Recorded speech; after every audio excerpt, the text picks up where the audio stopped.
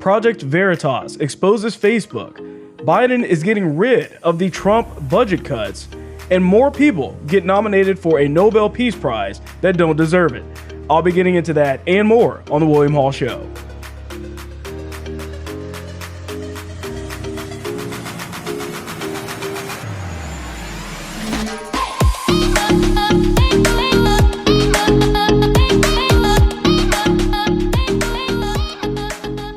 Project Veritas is on a roll. They have now exposed Mark Zuckerberg, the CEO of Facebook.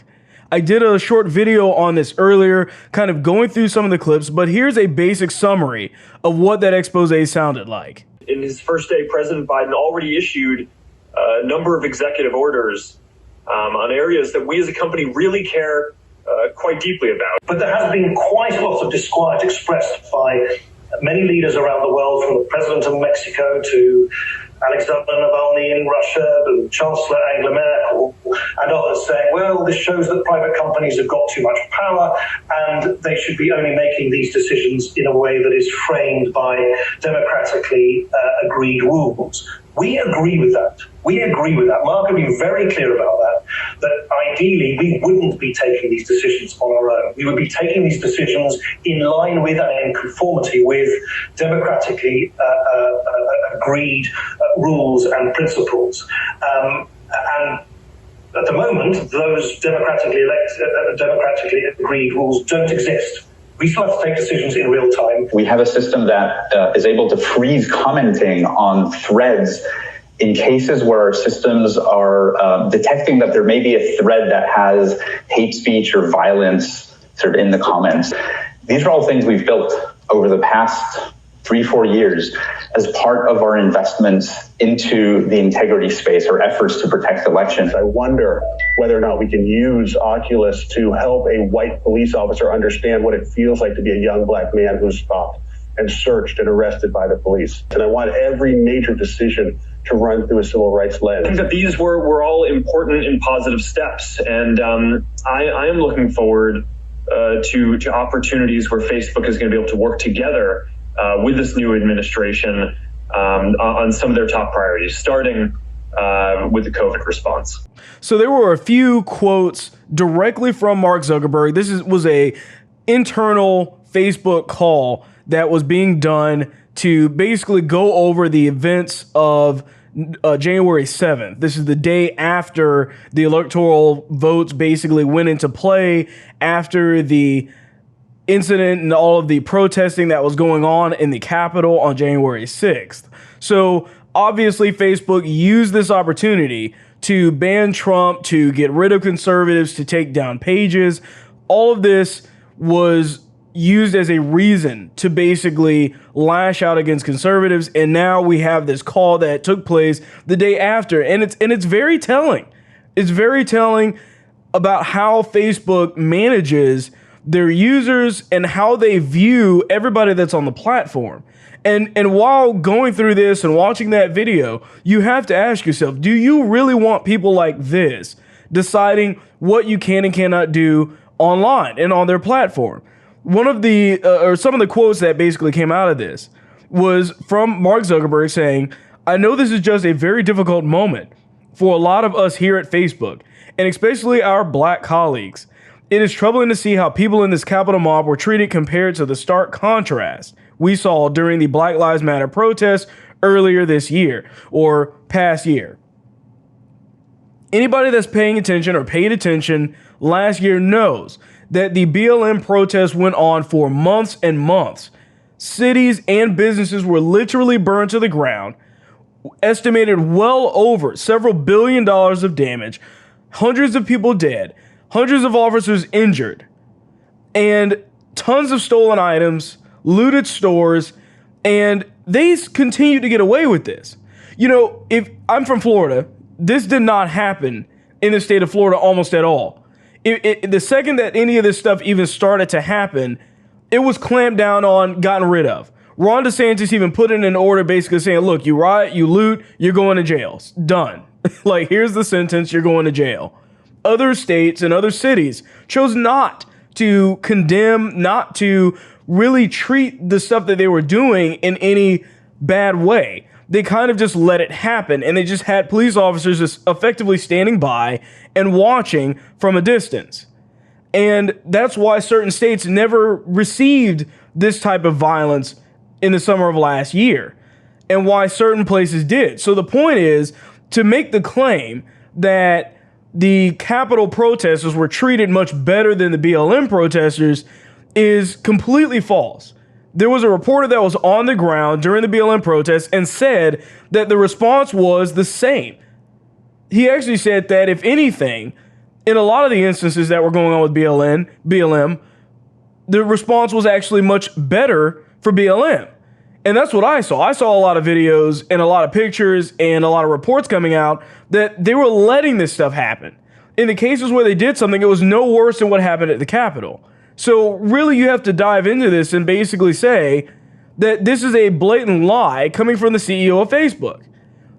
This is what he believes through and through. There's another part of this where he says the president intends to use his remaining time in office to undermine the peaceful and lawful transition of power. Now, this is a mischaracterization of what Trump was actually trying to do. What he was actually trying to do was to make sure that we had election integrity. You may not like that, but the fact is that there's a lot more that goes into this statement than him just trying to undermine the election. He wasn't trying to undermine anything.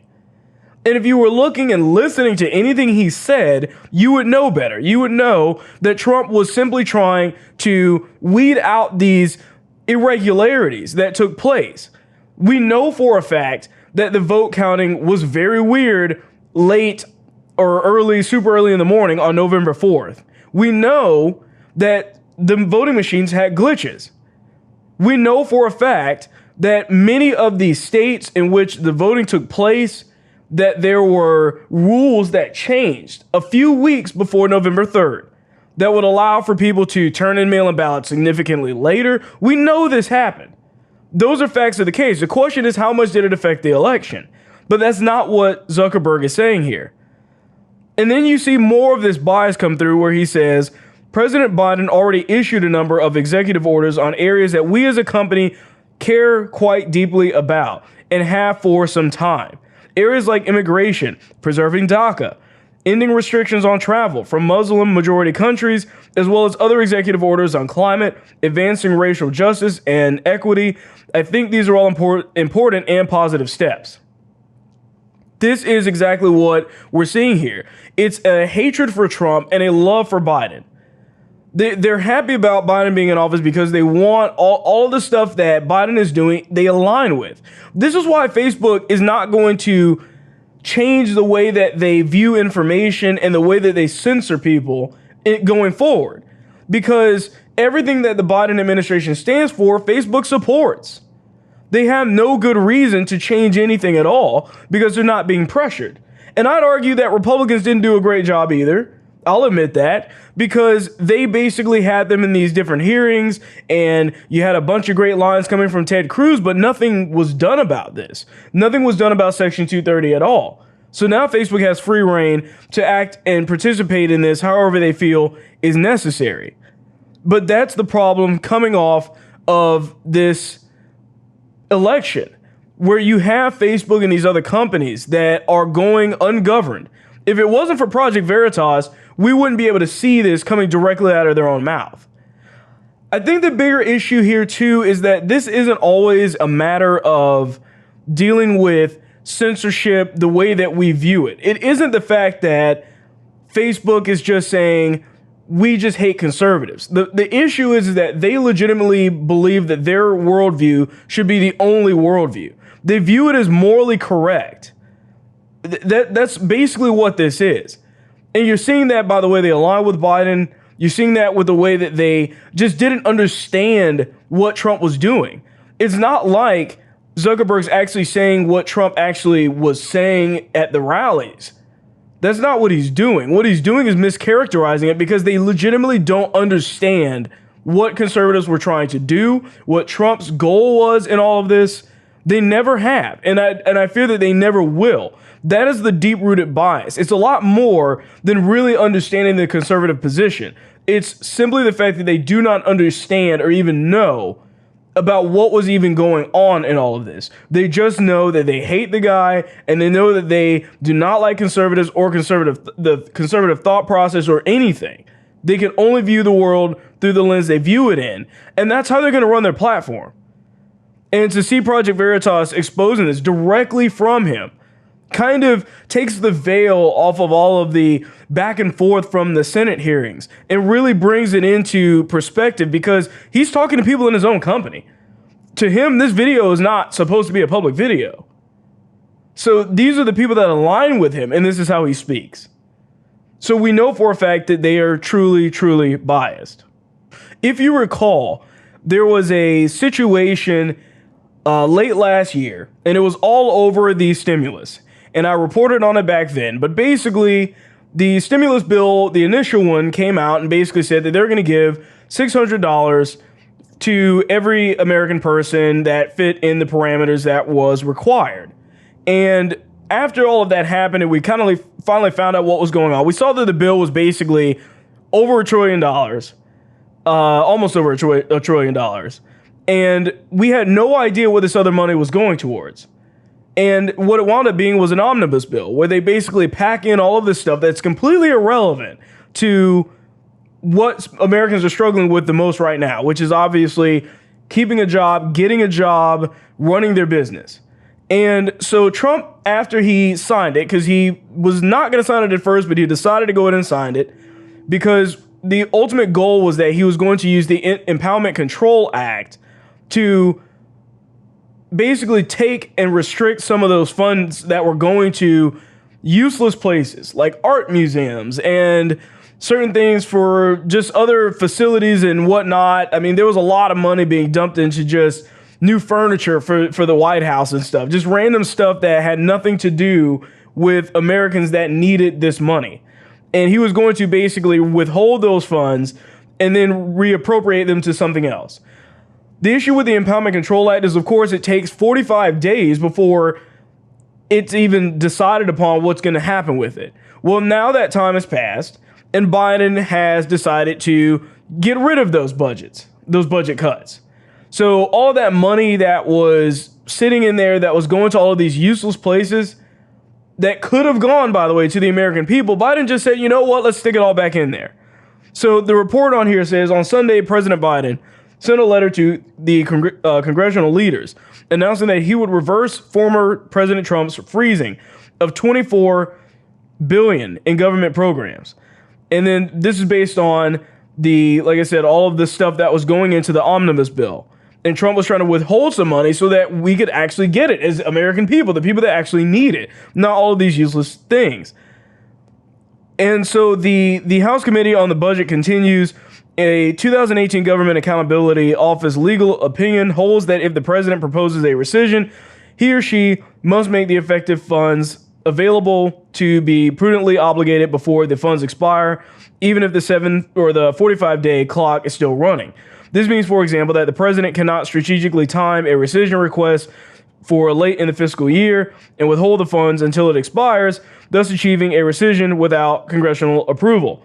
So the idea being that these things basically should have been completed, by the time that Trump was, before he actually left office. But the issue is that he couldn't have done that because they had the 45-day time on that, and they couldn't really figure out what they were going to do with the rest of the funding.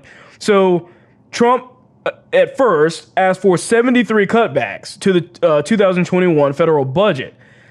And these were withdrawing 73 different things and fund places that basically had nothing to do with COVID-19. And Trump's direct statement from him was, I will sign the omnibus and COVID package with a strong message that makes clear to Congress that wasteful items need to be removed. I will send back to Congress a red line version, item by item. In other words, crossing stuff off of the list that shouldn't be there.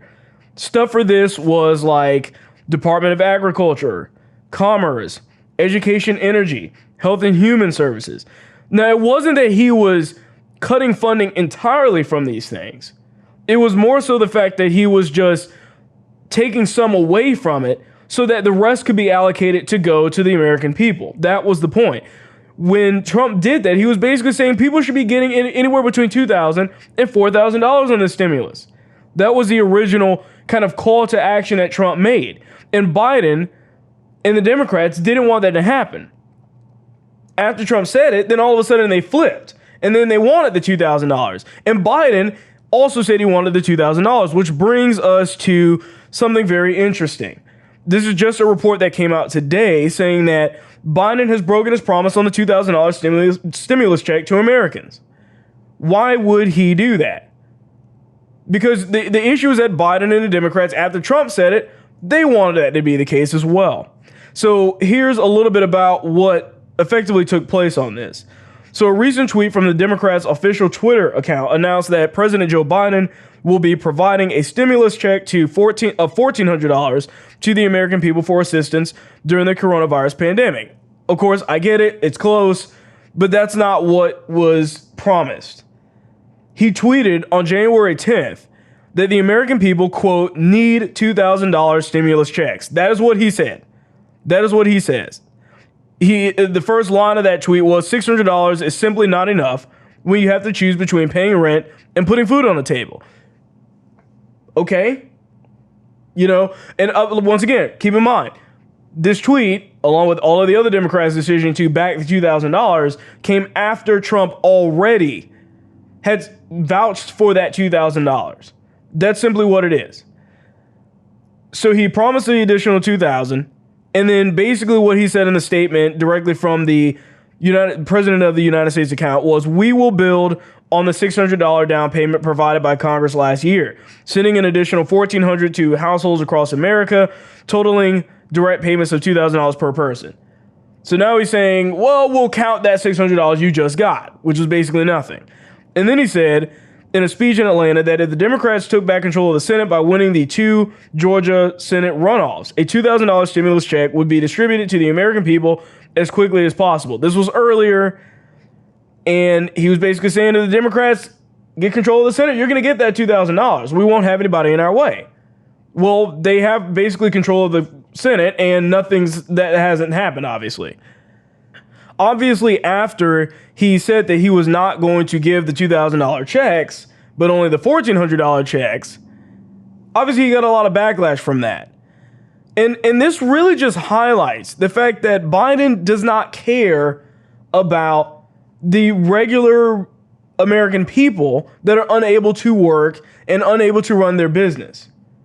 Because the fact is that, and the reason why I put this story second after the other story about him getting rid of the Trump budget cuts, is because Trump put those budget cuts in place so that money, all of that money, would be redirected to the American people. And then Biden is coming in there and saying, we're not going to do that. We're not only going to give more, put that money back and make sure that it goes back to those other places that have nothing to do with COVID-19, but we're also going to reduce the amount of the checks that I just promised you earlier this month. That is a complete slap in the face and just highlights exactly why this administration will tell you something to your face and lie the next time. And you know, the worst part about this is that the media is going to lie through their teeth about this. They will not attack Biden. They won't call out the hypocrisy. They won't do that job. I'll do it. Some conservative outlets will do it, but the mainstream media will not tell you that. And if Trump did the same thing, it would be all over the news forever. Trump said this back in this day and something else now. He's saying he's changed his mind on it and you're getting less money. They were already mad that Trump was the one that had requested the $2,000 first, before they did. And this is the result of all of that. And now you have Stacey Abrams, who has been nominated for a Nobel Peace Prize. If things weren't already crazy enough with who was receiving nominations for this prize, it just gets crazier and crazier. So this is a story that just came out a day ago, and I guess one of the guys that deals with a lot of the Nobel Peace Prize nominations basically made this statement about her. He says that Abrams' work follows in Dr. Martin Luther King's footsteps in the fight for equality before the law and for civil rights. Abrams' efforts to complete King's work are crucial if the United States of America shall succeed in its effort to create fraternity between all its people and a peaceful and just society. Now, this is already false because, number one, she's not Martin Luther King Jr. whatsoever. Martin Luther King Jr., by today's standards, and even back then, was a Republican. He was also a conservative, a Christian. None of those things outlines who Stacey Abrams is, and that makes a big difference because all of the things that Stacey Abrams stands for is simply out to hurt black people, not help them, telling them that they're victims all the time. That is something that Martin Luther King Jr. would have never have done. This is simply because of this whole Black History Month. I actually covered about last week. I was talking about BLM being nominated for the Nobel Peace Prize as well, because apparently we can start nominating movements. Movements specifically, as I discussed earlier on the show, have burned many cities to the ground. How in the world violent movements and people that have done absolutely nothing are getting nominated for this Peace Prize is beyond me. But I think that my best guess would be that it's because it's Black History Month. And this is their way of saying, hey, we're woke. We'll put you in just because you had something to do with black people. Not because you deserved it, but simply because it's Black History Month and it's our time to show the world how woke we are. We don't want to get attacked by Democrats basically telling us that there's only a bunch of white people on this thing. And it, once again, this should be merit-based. It should be based off of the people that actually deserve it, people that actually inspired some kind of peace. The fact that Trump isn't on here, or the fact that he hasn't gotten probably 10 of these awards by now, with all of the peace deals that he was able to strike in the Middle East and everywhere else in the world. The first president that started no new wars. All of that should be under his resume that makes him the most peace-creating president of all time. But yet, you're going to see them basically putting all of these different black people in there just because it's Black History Month.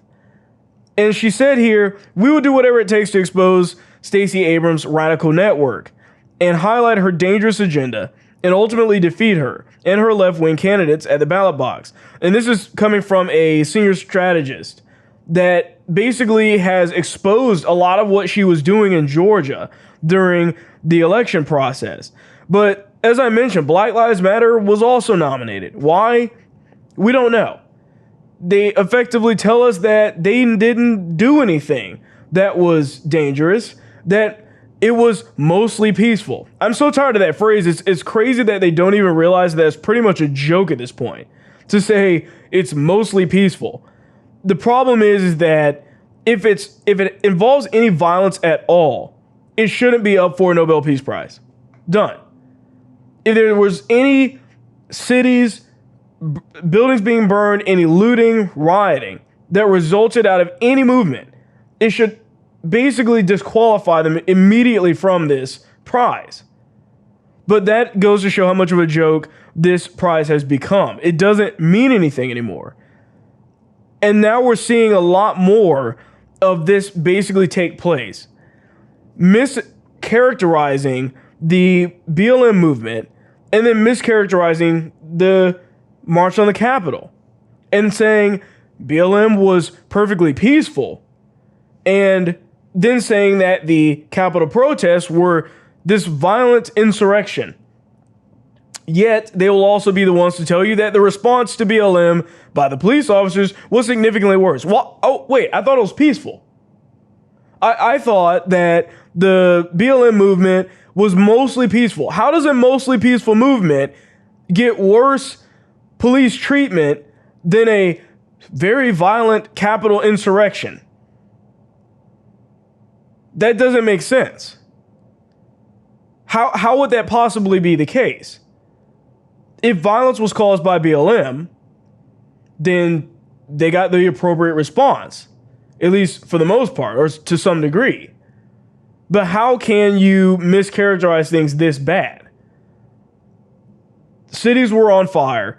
People were killed. Officer David Dorn, a black former police officer that was basically just guarding a store, was shot and killed randomly because of BLM protesters running through the streets. They didn't care.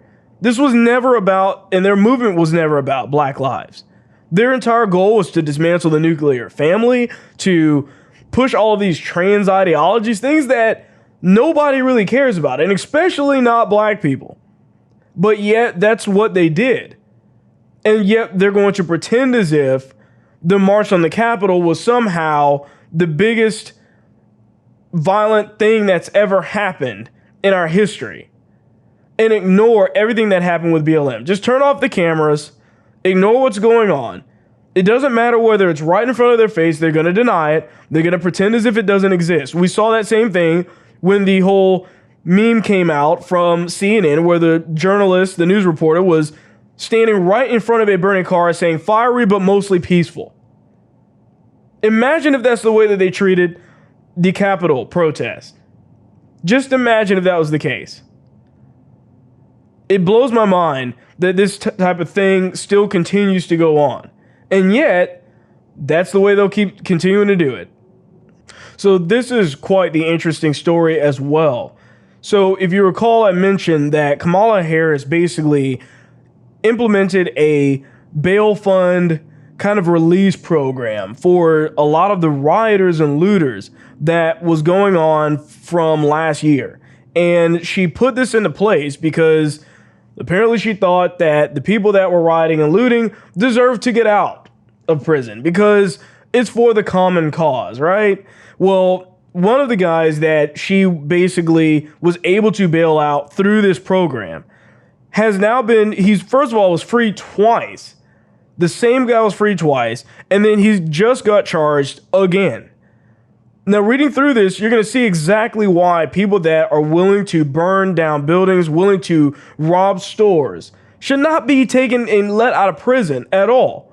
Once again, repeat offenders is nothing uncommon when you're looking at different criminals that are out there. So when you are saying, hey, I'll release you, not because you said you wouldn't do it again, but I'll just release you because you're black and you were fighting with BLM.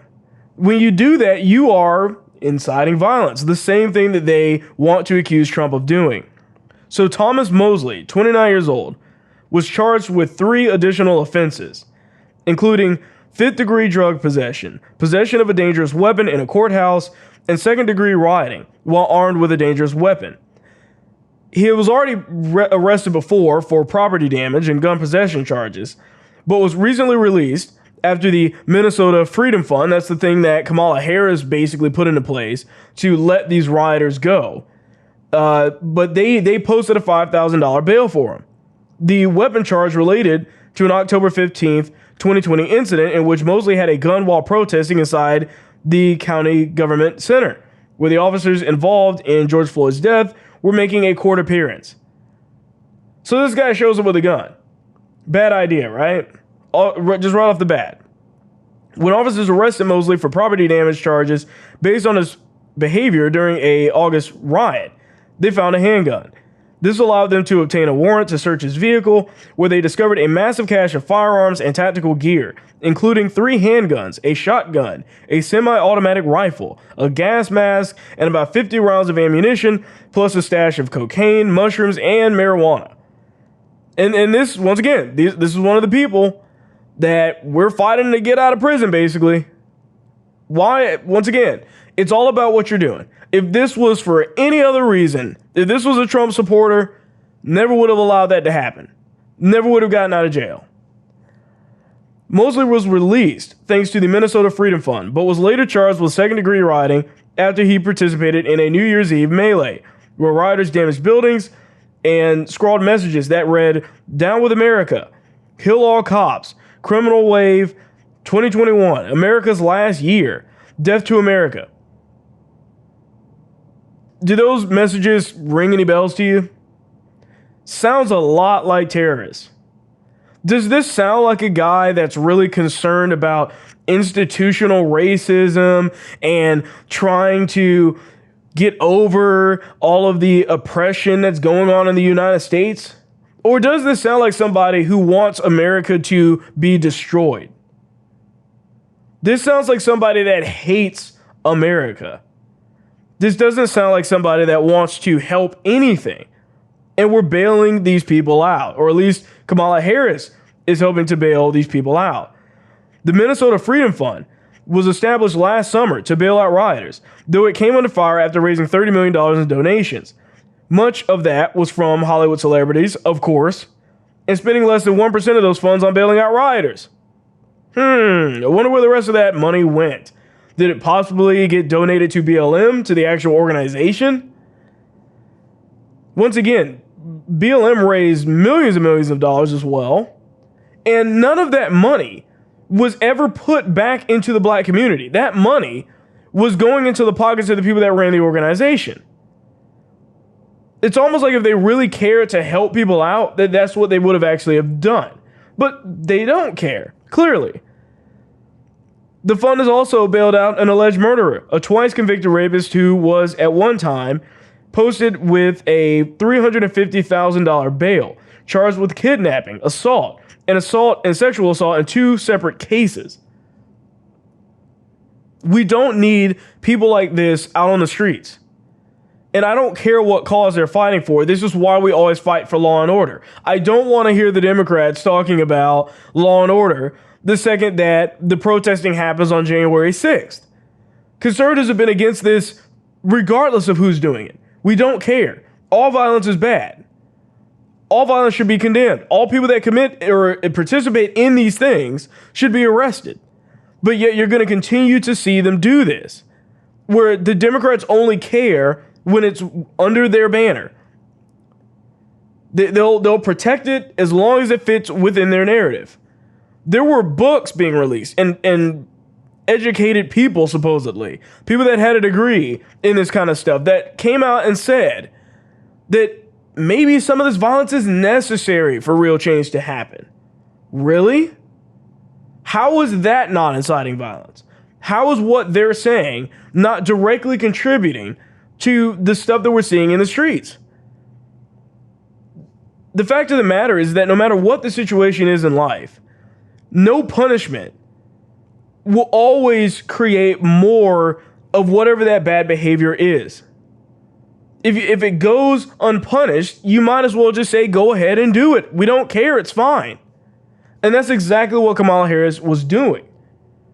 Nobody's going to attack her organization on the news. No one's going to say or talk about that. It goes under the rug.